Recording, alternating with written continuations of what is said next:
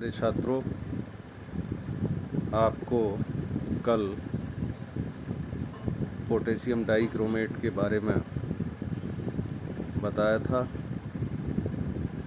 आज दूसरे यौगिक की बात करते हैं और वो है पोटेशियम परमैंगनेट।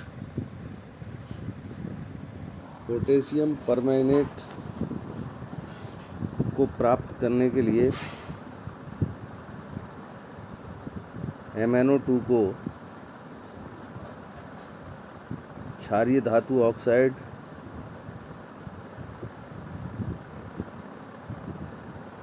और पोटेशियम नाइट्रेट जैसे ऑक्सीकृत के साथ क्रिया कराते हैं, ऑक्सीकारक के साथ। इससे हरे रंग का K2MnO4 बनता है।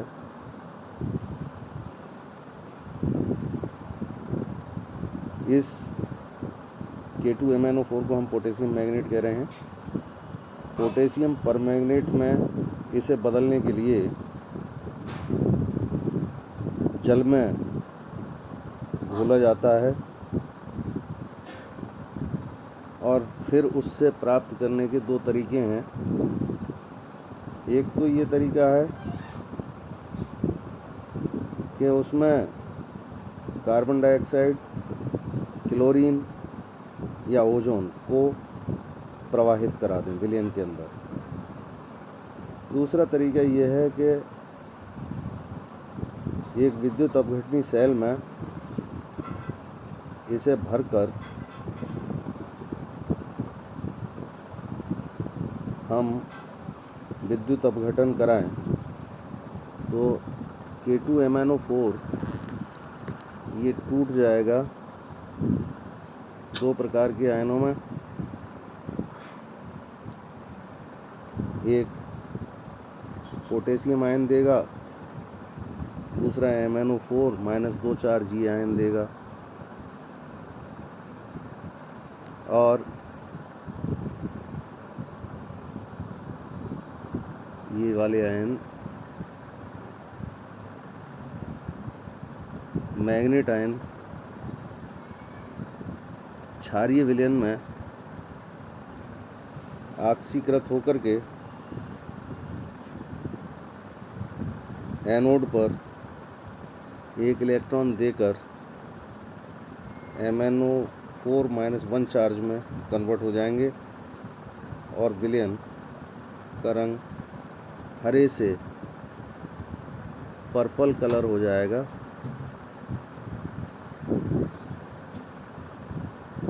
प्राप्त विलयन को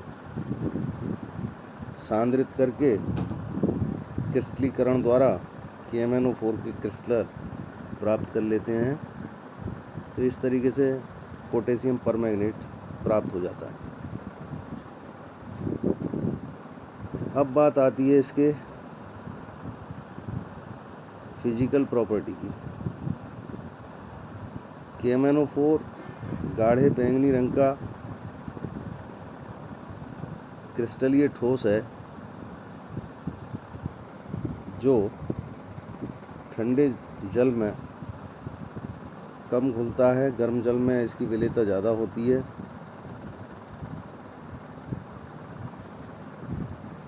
अगर रासायनिक गुणों की बात करें तो अम्लीय पोटेशियम परमैंगनेट विलयन ऑक्सीलेट को कार्बन डाइऑक्साइड में बदल देता है और फेरस को फेरिक में ऑक्सीकृत कर देता है। ये Fe+2 चार्ज है, Fe+3 चार्ज में बदल देगा। नाइट्राइट को नाइट्रेट में बदल देगा। आयोडाइड को आयोडीन में बदल देगा। यानी इस तरीके से ये क्रिया करता है। जो अपचायक हैं उन्हें ऑक्सीकृत करके क्रिया करता है।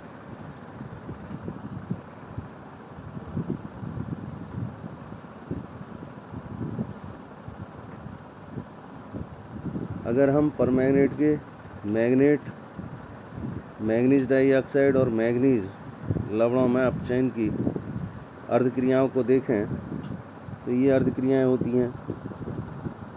जो परमैंगनेट है वो एक इलेक्ट्रॉन ले करके मैग्नेट में बदल जाता है और अम्लीय माध्यम में परमैंगनेट मैंगनीज डाइऑक्साइड में बदल जाता है या फिर मैंगनीज आयन में बदल जाता है। कुछ जो ऑक्सीकरण क्रियाएं हैं इसकी वो देखें, अम्लीय विलयन में ये क्रियाएं दे रखी हैं कुछ, जैसे पोटेशियम आयोडाइड है तो उसे आयोडीन में बदल देगा, फेरस लवण है तो फेरिक में बदल देगा, ऑक्सीलेट है तो उसको कार्बन डाइऑक्साइड बनाएगा, हाइड्रोजन सल्फाइड है तो उसका सल्फर में ऑक्सीकरण करके सल्फर अवक्षेपित हो जाएगा। ये क्रियाएं आप देख लें। नाइट्राइट को नाइट्रेट में ऑक्सीकृत करता है, ऊपर बताई थी। क्षारीय माध्यम में अगर देखें तो क्षारीय माध्यम में आयोडाइड का आयोडेट में परिवर्तन करता है। वैसे आयोडाइड को आयोडीन में बदल रहा था अम्लीय माध्यम में, लेकिन क्षारीय माध्यम में ये क्रिया इम्पोर्टेंट है यहाँ, क्योंकि अम्लीय माध्यम में वो बदलता है आयोडीन में, लेकिन क्षारीय माध्यम में आयोडेट में बदल देता है। इसी तरीके से जो थायोसल्फेट है उसको सल्फेट में बदल देता है, और जो थायोसल्फेट का सल्फेट में बदलने वाली क्रिया है, इस क्रिया का उपयोग हम विशेष रूप से गुणात्मक विश्लेषण में करते हैं। मैंगनीज लवण को MnO2 में ऑक्सीकृत कर देता है। तो ये सामान्य रूप से ये क्रियाएं हैं। अब इसके बाद F ब्लॉक के तत्वों की बात करेंगे। F ब्लॉक के तत्व आपने पढ़ा था कि आवर्त सारणी में जो नीचे की ओर परमाणु क्रमांक 58 से 71 तक के लैंथेनाइड और परमाणु क्रमांक 90 से 103 तक के एक्टिनाइड, कुल मिलाकर के 28 तत्व रखे हुए हैं। ये F ब्लॉक के तत्व हैं जिनमें बाहरी इलेक्ट्रॉन अंतिम इलेक्ट्रॉन F उपकोश में, जो एंटी पेनल्टीमेट शेल है उसके F उपकोश में, तो पेनल्टीमेट तो थी N-1, ये पेनल्टीमेट थी। एंटी पेनल्टीमेट इस आधार पर हो जाएगी N-2, तो N-2 के अंदर F में 1 से लेकर 14 तक कुछ भी इलेक्ट्रॉन हो सकते हैं, और जो पेनल्टीमेट शेल है उसमें उसके D कक्षक में 0 से 10 तक कुछ भी इलेक्ट्रॉन हो सकते हैं, और जो बाहरी आउटर मोस्ट है उसमें इलेक्ट्रॉनों की संख्या 2 होगी S कक्षक। ये जो F ब्लॉक के तत्व हैं, तो इलेक्ट्रॉनिक कन्फिग्रेशन इसका इस टाइप से लिखेंगे N-2 F1 to 14, N-1 D0 to 10 NS2। ये इलेक्ट्रॉनिक कन्फिग्रेशन इसका लिखा जाएगा सामान्य रूप से F ब्लॉक के तत्वों का। अभी तक जितने भी F ब्लॉक के तत्व हैं उनमें जैसा अभी मैंने बोला था कि 2 श्रेणी हैं, एक लैंथेनाइड की, दूसरी एक्टिनाइड की। लैंथेनाइड श्रेणी को हम 4F श्रेणी कहते हैं और एक्टिनाइड श्रेणी को हम 5F श्रेणी कहते हैं, क्योंकि उसमें 5वीं कक्षा के F ऑर्बिटल के अंदर अंतिम इलेक्ट्रॉन प्रवेश करता है, इसलिए उसे 5F श्रेणी कह रहे हैं। ये जो F ब्लॉक के तत्व हैं, चूँकि इनमें अंतिम 3 कोश अपूर्ण होते हैं, जबकि जो संक्रमण तत्व थे D ब्लॉक के, उनमें बाहरी 2 ही कोश अपूर्ण थे। तो इसलिए इनको हमने जैसे D ब्लॉक के तत्वों को कहा था संक्रमण तत्व, वैसे ही इनको कहेंगे हम आंतर संक्रमण तत्व। अब बाकी आप लोग इसमें पढ़ लें हल्का सा, इसमें विशेष रूप से हम थोड़ा सा लैंथेनाइड संकुचन के बारे में बता दें। तो देखो, परमाणु क्रमांक बढ़ने के साथ साथ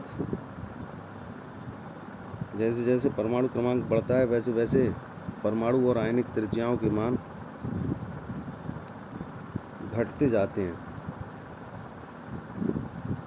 इसे हम लैंथेनाइड संकुचन कहते हैं। लैंथेनाइड संकुचन का जो कारण है वो F सबसेल में पुअर शील्डिंग इफेक्ट है, क्योंकि जैसे जैसे परमाणु क्रमांक बढ़ता जाता है, वैसे वैसे नाभिक का धनावेश बढ़ता है।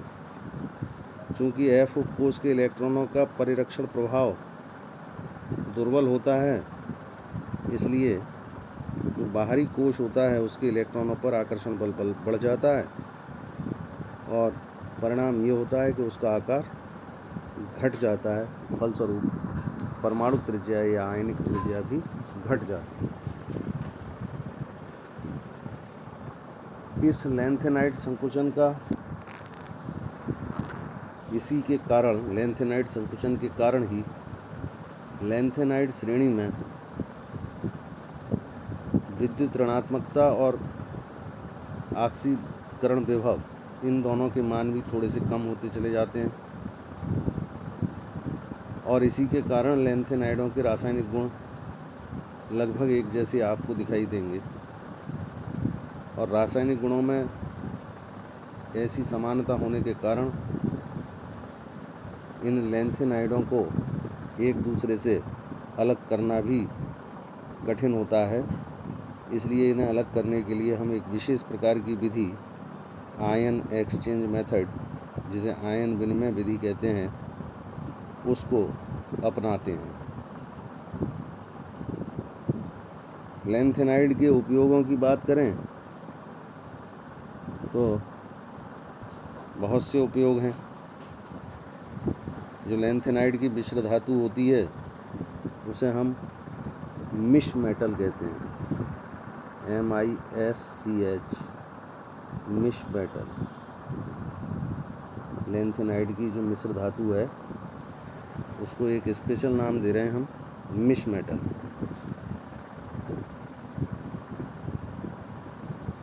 उसमें 95% तक लैंथेनाइड होता है, बाकी 5% लोहा और बहुत कम मात्रा में दूसरे अन्य तत्व, सिलिकॉन है, एल्युमिनियम है, कैल्शियम है। इस मिश मेटल का उपयोग हम मैग्नीशियम बेस्ड बुलेट, सिगरेट और गैस की लाइटर बनाने में, आग फेंकने वाले बम बनाने में करते हैं। CE के लवण पेट्रोलियम उद्योग में, जिसको सीरियम बोल रहे हैं हम, उसको पेट्रोलियम उद्योग में उत्प्रेरक के रूप में भी काम में लाया जाता है। इसके अलावा सीरियम और थोरियम के ऑक्साइड, जो गैस के लैंप होते हैं उनके अंदर मेंटल बनाने के लिए भी काम में लाए जाते हैं।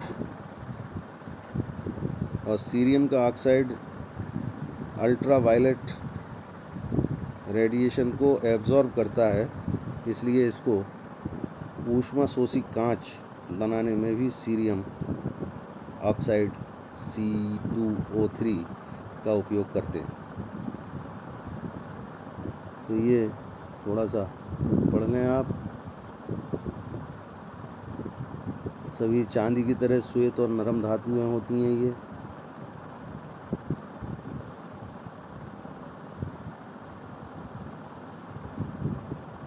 लैंथेनाइडों के कुछ ऑक्साइडों का उपयोग स्फुरदीप्ति यानी फास्फर के रूप में टेलीविज़न पर्दे में प्रतिदीप्ति सतहों में भी किया जाता है।